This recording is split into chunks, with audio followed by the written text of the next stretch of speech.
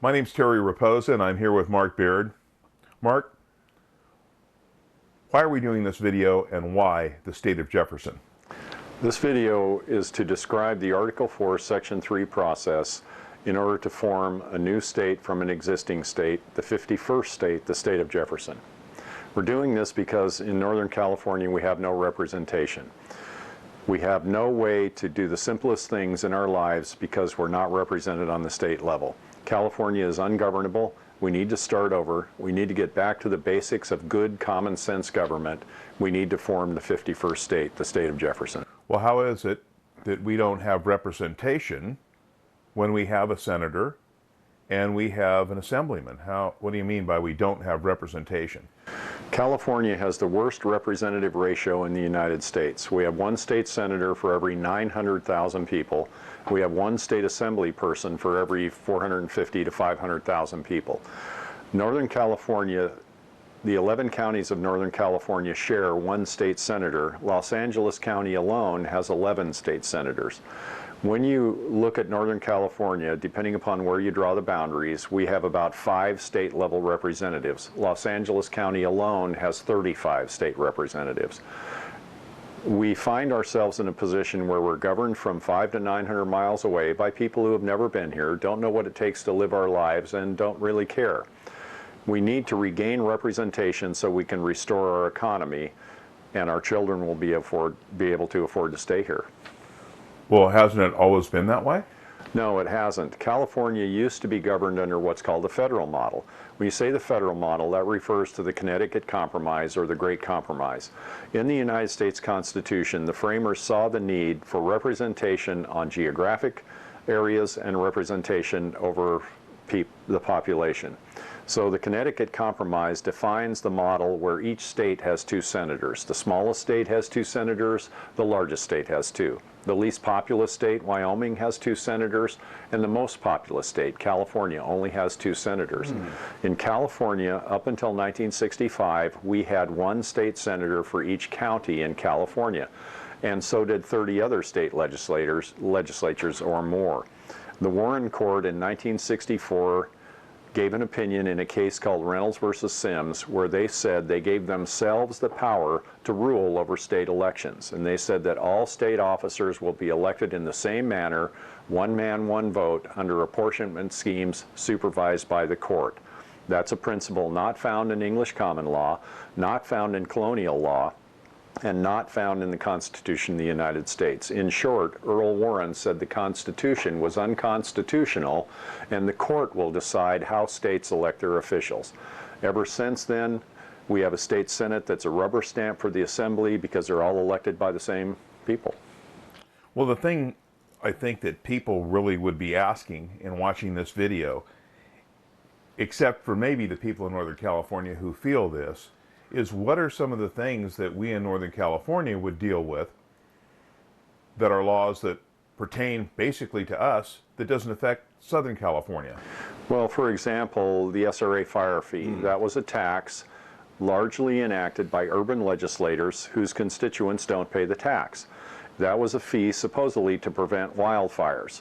Well, in Siskiyou County alone this year, we lost 250,000 acres to wildfire. So I would say that the fire prevention fee doesn't work. But those are fees that are heaped upon rural California that urban Californians don't pay. For example, there's a mileage tax coming. The state has started a pilot program so that they can figure out a scheme to charge you for every mile that you drive. Well, people in rural California have to drive greater distances than people that live in the city. For example, for me, it's 8 miles one way to the post office because the postal service won't deliver mail to my house like they do in the cities. Another tax is gasoline tax. We pay the highest gasoline taxes in the nation. Well, who pays the bulk of that? People who have to drive further or people who don't have to drive so far? We have many, many rules and regulations that cause us not to be able to utilize our natural resources. For example, we don't log anymore in our forests because urban legislators have decided to save the spotted owl. We don't have any mining in our rivers anymore to save the coho salmon. We've been denied most of the businesses we traditionally relied upon in order to create economy in the North State. As a result, our children are leaving, businesses are leaving, and people are leaving because they can't afford to live here anymore. Are you happy with the way that the government works in California? Are you happy with the way that we're being governed in California? And what would be your reasons that would resonate to people of the North State? Well, the biggest reason is we have no representation. The County of Los Angeles has 35 state representatives. The 11 counties of Northern California have 5. I think depending upon where you draw the boundary, I believe we have 5 or 6 state representatives. So it's very clear to see that between Los Angeles, San Francisco, and Sacramento alone, they have an easy majority in the state legislature, and we cannot do the simplest things to direct our lives.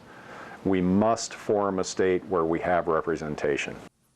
Well, you keep saying that we don't have representation. What's changed? Don't we have a state senator? Don't we have what's changed? Has anything changed? In 1964, a basket of court cases was culminated with a case called Reynolds versus Sims. That was where the Earl Warren Court gave themselves the power to change the way 30 state legislatures elect state officers. Prior to 1965, a great many states, the majority of states, elected state officers in a way that gave each county representation in their state senate, and then their assembly was elected by popular vote, just as it is now. In 1964, Earl Warren decided that votes can't represent rocks and trees, that they have to represent people, and he changed the way 30 state legislatures elected state officers. Now, when he did that, he declared the election process in the state of California, and among other states, unconstitutional, which is interesting because the federal constitution is governed in just that way. In other words, each state has 2 senators. Very small states and very large states both have 2 senators. Very sparsely populated states like Wyoming have 2 senators, and California, the most populated state in the Union, has 2 senators.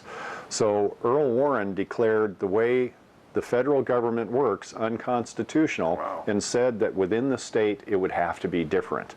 Every election would have to be decided with an apportionment scheme supervised by the court and elected in the same manner. And what he did, according to the dissenting justice's opinion, he created a political system in the United States of America and in California where we have an entirely, quote, city point of view.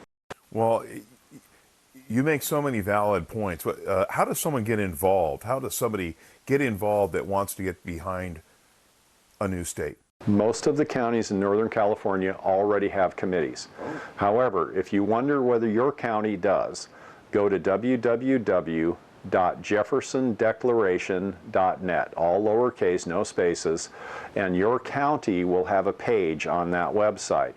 If you don't see a page, go to the button at the top of the website that says support. Click on that button. Click on the pen and quill, that's a little picture of a pen and quill, and that will give you an electronic means to sign a support statement for the state of Jefferson. If your county does not have a page, write an email to jeffersondeclaration@yahoo.com, and in the subject line put something like, "My county wants in," or "I want to help," and someone will be in contact with you and tell you exactly how you can help. One way you can help, and we need you. We need 10 times 10,000 people to make this happen. And we need you to fill out that electronic support statement, indicate that you want to participate in securing liberty for your children, and we will assign you a job, and that job will be to call 3 state legislators a day. It takes less than 10 minutes, 5 days a week, and we have a start date for sometime in mid-January. And what we want to do is bombard the state capitol with 50,000 phone calls a day in support of liberty, in support of the 51st state, the state of Jefferson. If you're a business, you can write an email to jeffersondeclaration@yahoo.com and indicate that you have a business and you'd like to secure liberty for your children and help form the 51st state. We can give you brochures, we can place a flag in your business, we can help you know how to communicate with other businesses. We can get you engaged to talk to Rotary, Lions Club, Elks Club, Chambers of Commerce. We have distributors that will place merchandise in your store that you can sell to raise awareness and get people thinking about liberty. We also have a newspaper called the Shasta Lantern, and we can place copies in your business that you give away to people who want to know more about Jefferson. And also, very important, you can also have support statements in your business that people can sign to support the state of Jefferson in your community. So what would be different on the first day of Jefferson as opposed to where we are now in the state of California? On the first day of the state of Jefferson would be a fantastic day. First of all, we would have created the first Article 4 state split in 150 years. We would have the first state in the United States to be created, and our object would be liberty for our children and our grandchildren. What a fantastic day. First of all, on the first day, the news would spread all over the world. Tourists from Europe and Asia would flock to see the first liberty-minded state in 150 years. We would be electing our governor. We would be electing, and I imagine this has to be done by state constitutional convention, but I imagine a state where the county has the lion's share of the power. I imagine a state where you decide how your children are to be educated, not someone 2,000 miles away. I imagine a state that has a part-time legislature. I imagine a state where by constitution, each legislator is limited to one bill a year, not the 800 bills a year that California passes, most of which are designed to make your life more expensive and more difficult, none of which help you. I imagine a state where we have a limited government. We don't need 570 state agencies for a small rural state. I imagine a state where the government works from the bottom up, where you can look your legislator in the eye. We're going to have a state where each 20 or 30,000 people has a state representative, not the 500,000 or million people that California has. I imagine a state where government malfeasance is a crime punishable with jail. I imagine a state where legislators go and work for a couple of months a year and then they go home to regular jobs where they have to live within the regulations that they pass for you. In other words, a state where liberty is more important than anything else, the state of Jefferson.